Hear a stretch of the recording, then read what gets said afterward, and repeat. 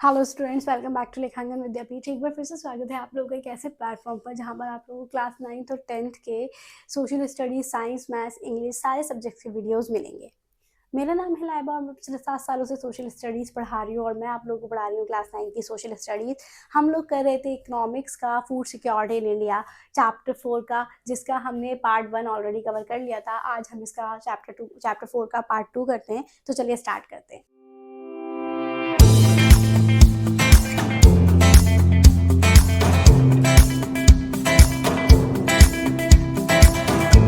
तो हमारा चैप्टर चल रहा था फूड सिक्योरिटी इन इंडिया। तो मैंने आप लोगों को बताया था कि फूड सिक्योरिटी इन इंडिया क्या होता है। इसमें हमने हंगर को समझा, भूख को समझा, सेल्फ सफिशिएंसी को समझा और the system that ensure every Indian has access to food. और ये बताता है कि इंडिया के हर व्यक्ति के पास, हर सिटीजन, हर नागरिक के पास फूड एक्सेस होना चाहिए। देखो, फूड है वो मैटर नहीं करता है, मतलब इंडिया में बहुत सारा फूड है लेकिन वो फूड लोगों तक पहुंच भी रहा है, ये मैटर करता है। इसके 2 फेसेस ऑफ हंगर थे। एक क्रोनिक हंगर था, ये हमने लास्ट क्लास में पढ़ा था। एक सीजनल हंगर था।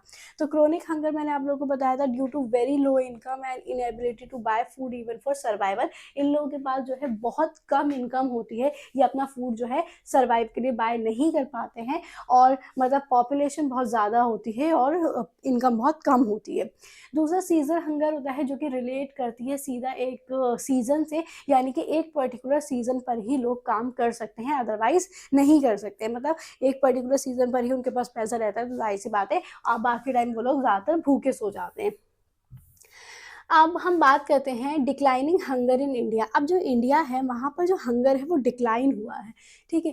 तो the percentage of both season and chronic hunger has significantly decline across rural and urban India from 1983 to 1999 to 2000। तो आप लोगों की बुक में ये चार्ट है जो कि काफ़ी अच्छा बना हुआ है।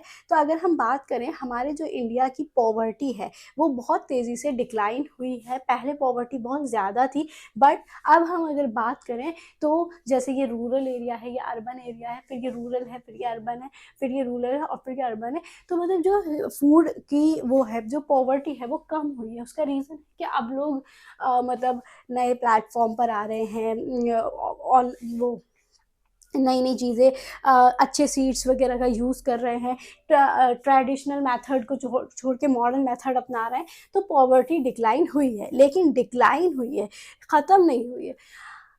ये जो पॉवर्टी डिक्लाइन की गई थी, इसका एक रीज़न था, वो था ग्रीन रेवोल्यूशन। अच्छा, ये जो ग्रीन रेवोल्यूशन है इसका जिक्र आप लोगों का पहले भी आ चुका है और मैंने आप लोगों को पहले भी बताया था कि ये जो ग्रीन रेवोल्यूशन है ये क्या है और ये आप लोगों के लिए इम्पॉर्टेंट है इकोनॉमिक्स के पर्पज से। मतलब आपका जो इकोनॉमिक सब्जेक्ट है उसमें ग्रीन रेवोल्यूशन जो है वो आता है। तो अभी हमारा बहुत छोटा इसका पार्ट था जो कि हमने पिछले चैप्टर्स में भी किया है। ग्रीन रेवोल्यूशन बेसिकली क्या था, इंडिया ने अडॉप्ट किया था न्यू एग्रीकल्चरल स्ट्रैटेजी, यानी कि स्ट्रैटेजी वो एग्रीकल्चर का वो पुराना ढिंचारा छोड़कर एक नया एग्रीकल्चर अडॉप्ट किया गया था, जिसका रिजल्ट निकला था ग्रीन रेवोल्यूशन। तो इस पर क्वेश्चन आना ही आना है, ग्रीन रेवोल्यूशन इंपॉर्टेंट है, तो आप इस को लिख लो और इस पे मोस्ट प्रोबेबली बड़े मार्क्स का क्वेश्चन आएगा। अब ऐसा ज़रूरी नहीं है कि आए ही, लेकिन हाँ 90% चांस है कि इस पर आएगा, ठीक है। Specially in wheat and rice production. अगर हम वीट और राइस की प्रोडक्शन की बात करें तो उस पर जो है ग्रीन रेवोल्यूशन बहुत ज़्यादा किया गया था। Prime Minister Indira Gandhi officially recognized these strides by releasing a special stamp entitled Wheat Revolution in July 1968।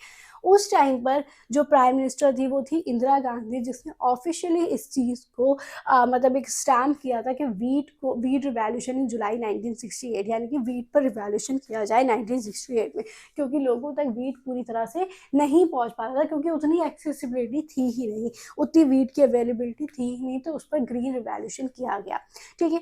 इसकी जो सक्सेस हुई, wheat was later replicated in rice, transforming India food security landscape. बाद में इसको बहुत ज़्यादा सक्सेस मिली और बाद में फिर जो है ये राइस में भी किया गया और फूड सिक्योरिटी इससे जो है काफ़ी ज़्यादा बड़े लेवल पर सक्सेस हुई। उसके बाद बात करते हैं प्रोडक्शन पावर हाउस की। तो 310 मिलियन टोटल फूड ग्रेन जो है 2021 में थे, जो कि million turns produce across India, यानी कि पूरे इंडिया में मिलियन टन्स जो है वो प्रोड्यूस किया गया था। अगर हम 315 मिलियन की बात करें तो देखो 2021 में थे 310 मिलियन, जबकि 21-22 में 315 मिलियन हो गए थे, तो काफ़ी तेज़ी से बढ़ा था। Million turns showing continued growth, यानी कि इसमें जो है इसके मुकाबले ग्रोथ हुई थी। ठीक है, उसके बाद उत्तर प्रदेश की एक बात कर लेते हैं। 58 मिलियन सिर्फ उत्तर प्रदेश में highest food grain production in 2021, यानी कि आपका उत्तर प्रदेश में जो है हाईएस्ट फूड ग्रेन प्रोडक्शन था। जबकि 36 million UP wheat production, million tons of wheat in 2021, यानी कि जो है आपका ये जो वीट प्रोडक्शन था वो मिलियन टन्स में 2021 में जो है वो बढ़ा था, मतलब इंक्रीज हुआ था।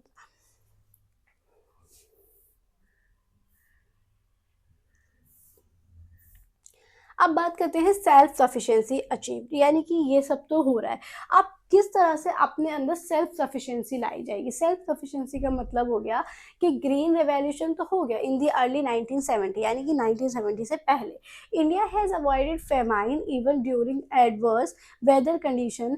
The country has become self-sufficient in food grain over the last 30 years through variety of crops grown nationwide. अब देखो, हमने ग्रीन रेवोल्यूशन कर लिया, हमें उससे सक्सेस मिल गई और इंडिया ने जो है एक बड़े लेवल पर एक वो मतलब अचीव कर लिया, लेकिन हमारी जो सेल्फ सफिशिएंसी कब आएगी, यानी कि ग्रीन रेवोल्यूशन के अलावा हम कैसे ऐसे कर सकते हैं कि हमारा जो है एक अच्छी वैरायटी ऑफ क्रॉप्स हो। तो अगर हम बात करें पिछले 30 सालों में, तो हमारा जो वैरायटी ऑफ क्रॉप्स है वो ग्रो हुआ है पूरे नेशन वाइड। ठीक है, यानी कि सेल्फ सफिशिएंसी आई है। ठीक है, ग्रीन रेवोल्यूशन के अलावा सेल्फ सफिशिएंसी आई है। Two plus of food security, अब इसके टू प्लस हैं कौन कौन से, एक तो बफर स्टॉक है, ठीक है, और है पब्लिक डिस्ट्रीब्यूशन सिस्टम।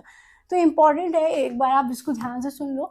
अगर हम बफर स्टॉक की बात करें तो बफर स्टॉक क्या होता है, FCI purchases wheat and rice from farmers, यानी कि देखो FCI क्या करती है, ये परचेज कर लेती है फार्मर्स से व्हीट एंड राइस, ठीक है, मिनिमम सपोर्ट प्राइस MSP, ठीक है, बहुत कम प्राइस पर ये क्या करती है, फार्मर्स से व्हीट एंड राइस को परचेज कर लेती है। और इन सरप्लस स्टेट्स, यानी कि जहाँ पर भी ज़्यादा होते हैं, ठीक है, जैसे कि मान लो व्हीट की प्रोडक्शन हुई 50 लाख, जस्ट एन एग्जाम्पल, ठीक है, और ज़रूरत थी सिर्फ 20 लाख की, तो जो 30 लाख था वो एक्सेस है। ठीक है, तो FCI ने क्या करा, ये 30 लाख परचेज कर लिया, लेकिन मिनिमम प्राइस पर, उसको बोलते हैं MSP, मिनिमम सपोर्ट प्राइस।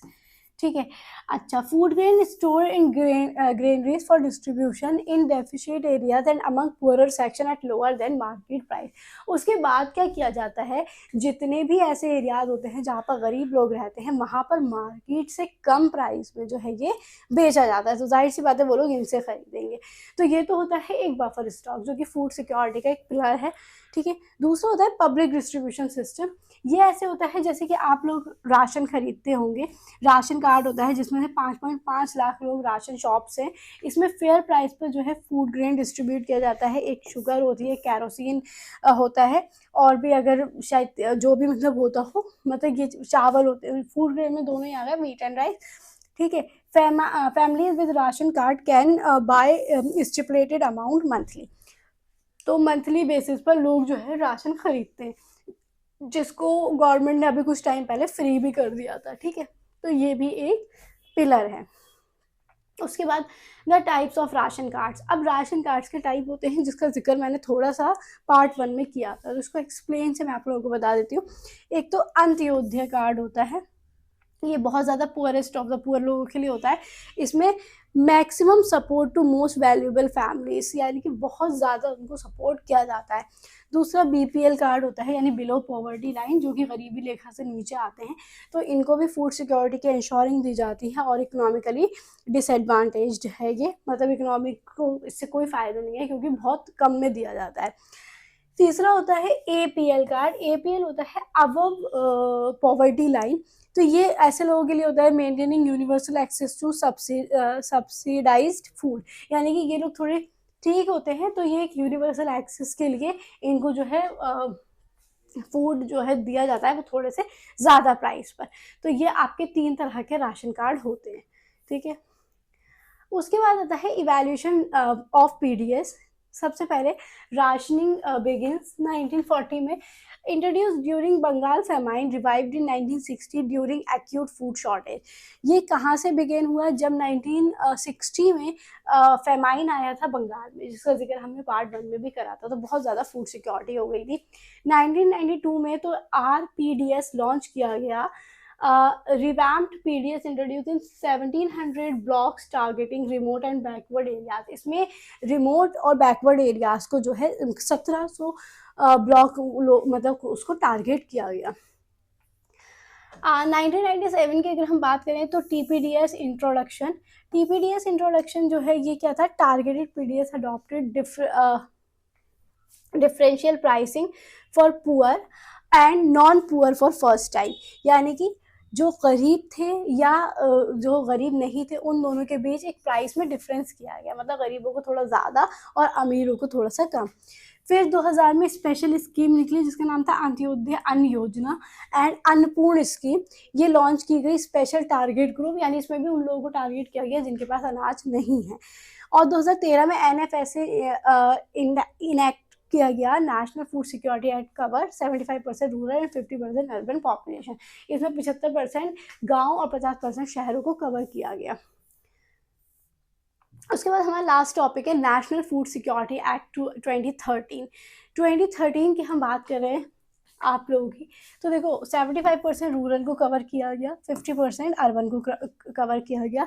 ये जो था इसमें क्या था? 5 kg पर पर्सन पर month at highly subsidies rate, wheat 2 kg, rice 3 kg, coarse grain 1 kg, coarse grain 1 kg। मतलब क्या था? हर एक इंसान को, हर एक व्यक्ति को, यानी कि अगर 4 फैमिली मेम्बर्स हैं तो 4 में से एक को 5 किलो, फिर एक को 5 किलो, एक को 5 किलो और एक को 5 किलो ये राशन दिया जाएगा। ये कब किया गया? 2013, ठीक है, 2013 एक्ट में ये किया गया। और 5 किलो में क्या क्या शामिल था? इसमें 2 किलो राइस शामिल था, 3 किलो जो है चावल शामिल था, और 1 किलो जो है 2 किलो और 3 किलो, ये हो तो गया कोर्स ग्रेन। इसके अलावा जो है मतलब कोई अदर वो जो है मतलब ऑप्शनल होगा या तो, या जो भी मतलब होगा, टोटल मतलब हर एक इंसान को 5 किलो जो है अनाज दिया जाएगा, ठीक है। तो ये जो है गवर्नमेंट ने 2013 में एक्ट जो है वो पास किया, जो अभी तक अब थोड़ा बहुत इसमें चेंज हो गया है, लेकिन अभी भी फ्री राशन जो है मिलता है।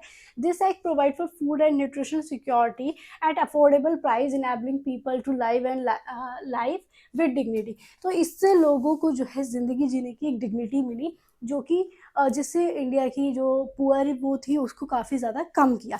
तो ये फिलहाल ये पार्ट इतना ही, इसका एक लास्ट पार्ट और है जिसको हम नेक्स्ट वीडियो में कवर कर लेंगे। आई होप आप लोगों को ये वीडियो समझ में आया होगा और अच्छा लगा होगा।